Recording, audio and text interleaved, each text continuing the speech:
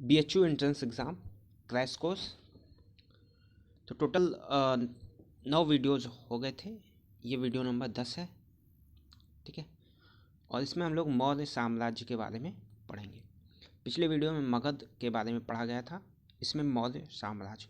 तो जो भी इम्पोर्टेंट फैक्ट्स हैं, आप फैक्ट्स को अच्छे से सुनिएगा, देखिएगा।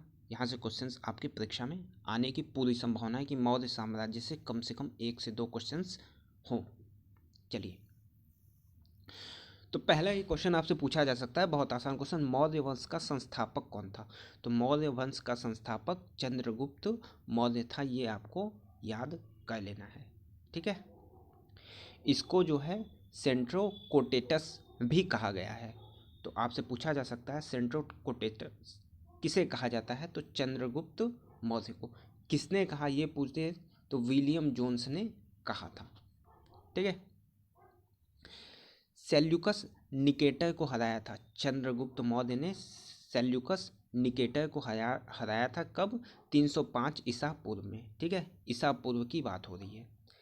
और उसे 4 प्रांत कौन कौन से? काबुल, कंधार, हेरात और मकरान दिए।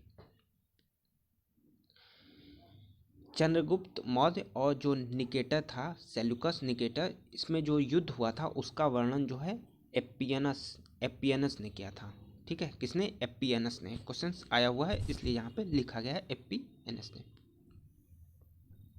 चलिए, इसका जन्म जो है 345 ईसा पूर्व हुआ, इसकी मृत्यु जो है 298 ईसा पूर्व हुई, यानी टोटल 47 साल ये जीवित था। इसके बारे में जो जानकारी मिलती थी वो रुद्र दामन के जूनागढ़ शिलालेख अभिलेख से मिलती है। इसकी मृत्यु कहाँ हुई थी? तो कर्नाटक के श्रवण बेल गोला में। कहाँ पे? कर्नाटक के श्रवण बेल गोला में, जहाँ पे जैन तीर्थंकर की मृत्यु हुई थी।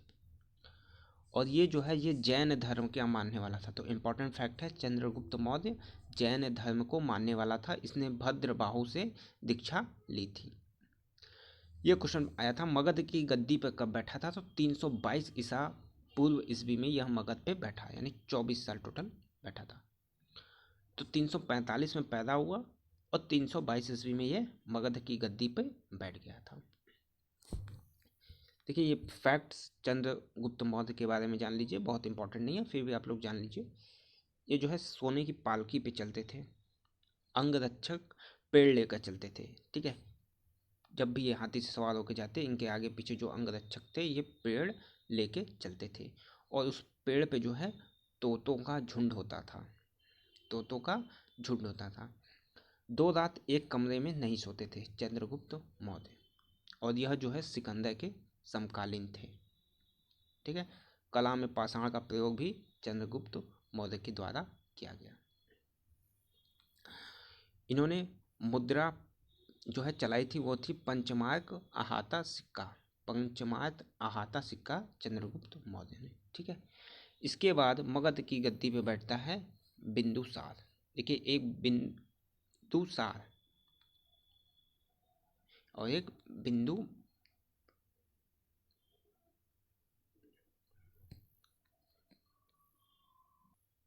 ये बिंदुसार है। आप बिंदुसार से जो है कंफ्यूज नहीं होइएगा। देखिए, ये बिंदुसार है मौर्य साम्राज्य का, और यहाँ पे बिंबिसार है, ठीक है। हर्यक वंश का संस्थापक है बिंबिसार, ठीक है। तो कंफ्यूज नहीं होना है, बिंबिसार है ये और यहाँ पे है बिंदुसार, तो दोनों अलग अलग हैं। अब यह जो है 298 ईसा पूर्व मगध की गद्दी पर बैठा है। जैसे ही चंद्रगुप्त मौर्य की मृत्यु हुई थी, वैसे ही उत्तराधिकारी के रूप में बिंदुसार बैठा था। इसको जो है अमित्र घात यानी शत्रु विनाशक के नाम से जाना जाता था। बहुत ही इंपॉर्टेंट फैक्ट है, याद रखिएगा। अमित्र घात जो है वो बिंदुसार को जाना जाता था। इसके समय में तक्षशिला में 2 विद्रोह किए थे, एक सुसीम ने किए थे और दूसरे जो है अशोक ने किए थे। अशोक पुत्र था तो एक सुसीम और अशोक ने किए थे।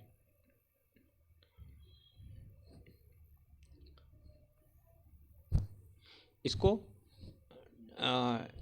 डाई मेकस जो है राजदूत इसके दरबार में आया था। ये आजीवक संप्रदाय, बौद्ध धर्म के आजीवक संप्रदाय को मानने वाले थे। वायु पुराण में इसको भद्रसाय कहा गया है। जैन ग्रंथ में इसको सिंहसेन कहा गया है। बौद्ध विद्वान तारानाथ ने 16 राज्यों का विजेता कहा था बिंदुसार। तो ये इतने इम्पोर्टेंट पॉइंट इसके बारे में हैं, ठीक है।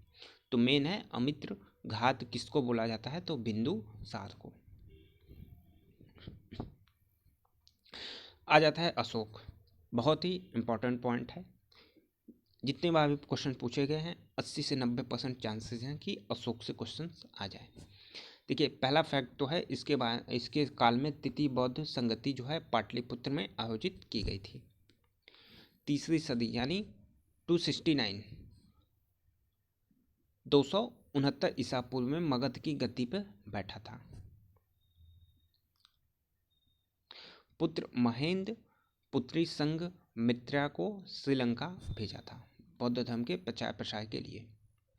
इसने स्वयं को बुद्ध शाक्य कहा। तो क्वेश्चन आपसे पूछे कि बुद्ध शाक्य किसको कहते हैं, तो अशोक को बुद्ध शाक्य कहा जाता है। किसको? अशोक को बुद्ध शाक्य कहा जाता है। राजगद्दी पर बैठने से पहले ये अवंती का राज्यपाल था। मास्की और गुर्जरा जो अभिलेख हैं, अशोक का नाम अशोक मिलता है, ठीक है। मास्की और गुर्जरा अभिलेख में अशोक का नाम अशोक मिलता है। अभिषेक के 8वें वर्ष, ये 8वें वर्ष भी आपको याद रखना है, और 261 ईसा पूर्व। अभिषेक के 8वें वर्ष और 261 ईसा पूर्व कलिंग पर आक्रमण किया था। तो अशोक ने कलिंग पर आक्रमण किया था। इसके बाद ही इनका हृदय परिवर्तन हुआ और ये जो है संन्यास में चले गए थे। कलिंग पे आक्रमण के बाद वहाँ पे जो भी खून खराबा इन्होंने देखा था। तो 8वें वर्ष में 261 ईसा पूर्व कलिंग पर आक्रमण किया और तोसली पे अधिकार किया था।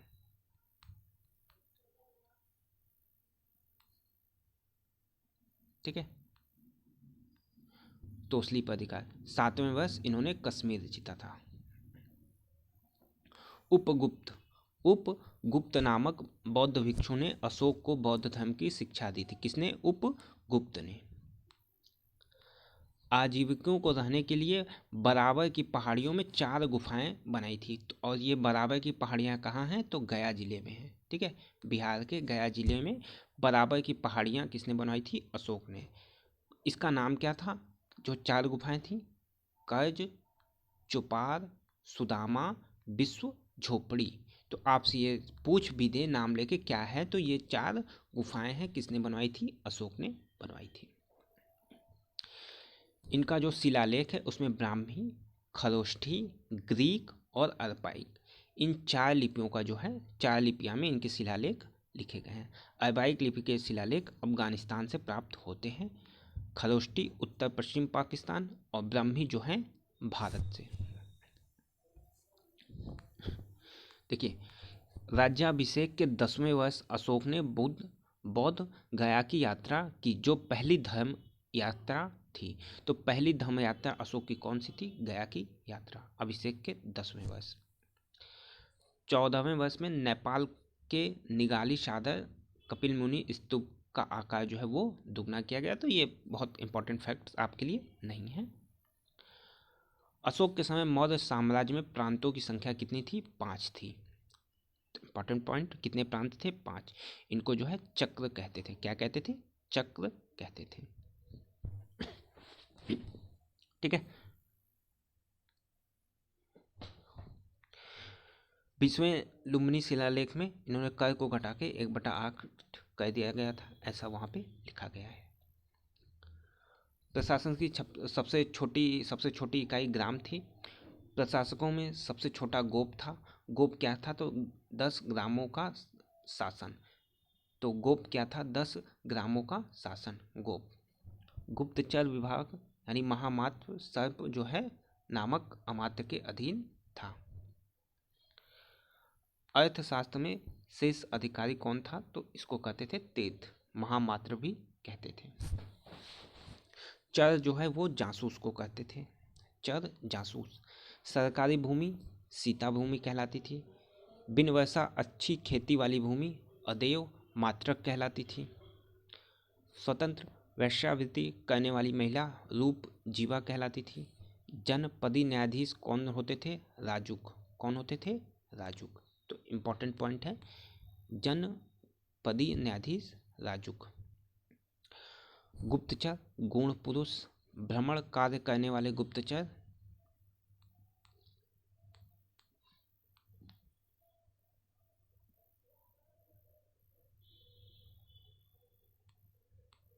संचार।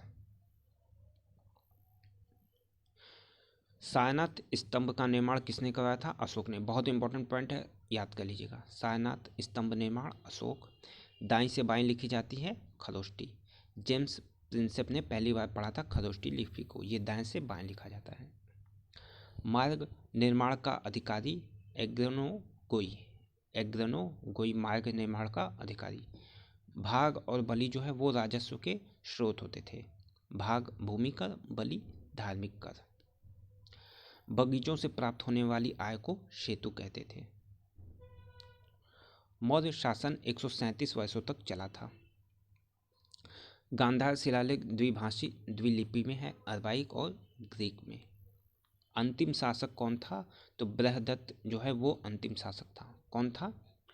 मौर्य साम्राज्य का अंतिम शासक बृहदत्त था, ये आपको याद रखना है।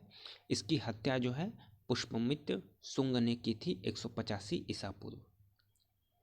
सिकंदर के साथ भारत कौन कौन आया था? तो नियाकिस, अनेसिकेटस, आस्ट्रियोब्यूलस, ये तीनों जो हैं सिकंदर के साथ भारत आए थे। ताम्रपाणी यानी श्रीलंका अशोक के साम्राज्य में नहीं था, वो अलग था। तो क्वेश्चन पूछा गया है। तो ताम्रपाणी जो है प्राचीन श्रीलंका का नाम है, ये अशोक के साम्राज्य में नहीं था, कश्मीर तक था। तो ये अशोक के बारे में जितने फैक्ट्स हैं वो आपको बता दिए गए हैं। अशोक प्लस मौर्य साम्राज्य, इसके बारे में इसके बाद हम लोग पढ़ेंगे जो अशोक के शिलालेख हैं। तो अशोक से शिलालेख से भी 2-3 साल के गैप में क्वेश्चंस पूछे जा सकते हैं, तो आप लोग इसको भी अच्छे से करिएगा। तो टोटल 10 वीडियो हो गई है, सभी को आप लोग कंप्लीट 1 से 2 बार देख लीजिएगा, ठीक है। वीडियो कैसी लगी कमेंट बॉक्स में जरूर बताएं, टेलीग्राम को ज्वाइन कर लें।